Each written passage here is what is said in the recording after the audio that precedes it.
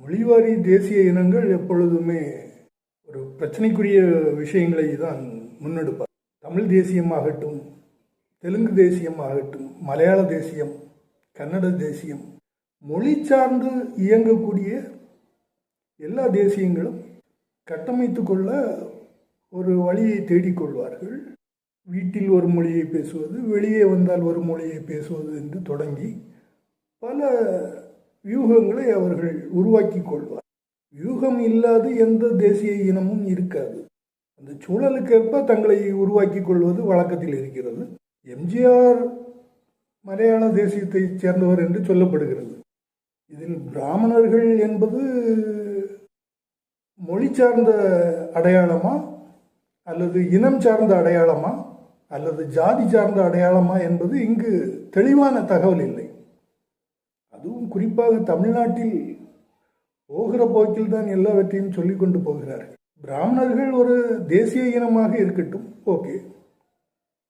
அவர்கள் தேசிய இனம் என்று அறிவித்து விட்டால் மொழிவாரி தேசிய இனமாக வைத்துக் கொள்ளலாம். அவர்களுக்கான மொழியை சார்ந்து அவர்கள் இயங்கிக் கொள்கிறார்கள் என்று வைத்துக் கொள்ளலாம். திடீரென்று அவர்களை ஜாதிக்காரர்களாக மாற்றுவது புரிந்து கொள்வதற்கும் சித்தாந்தங்களை படித்து வருவதற்கும் எளிமையாக இருக்காது. எம்ஜிஆரை இயக்கியது பிராமணர்கள் என்று சொல்வதெல்லாம் சொல்ல இயலுமா என்பதை நாம் யோசிக்க வேண்டும். அது கிட்டத்தட்ட பலரும் சொல்லிவிட்டார்கள்.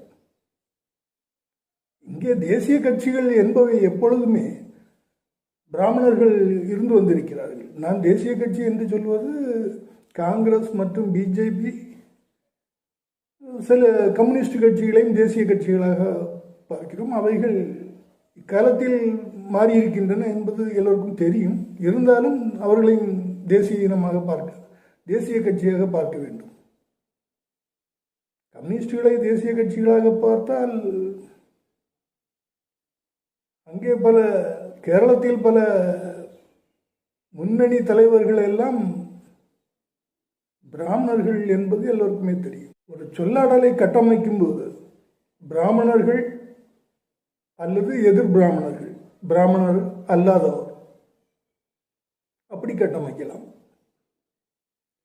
அல்லது இந்த ஜாதி வர்சஸ் இந்த ஜாதி என்று கட்டமைக்கலாம்.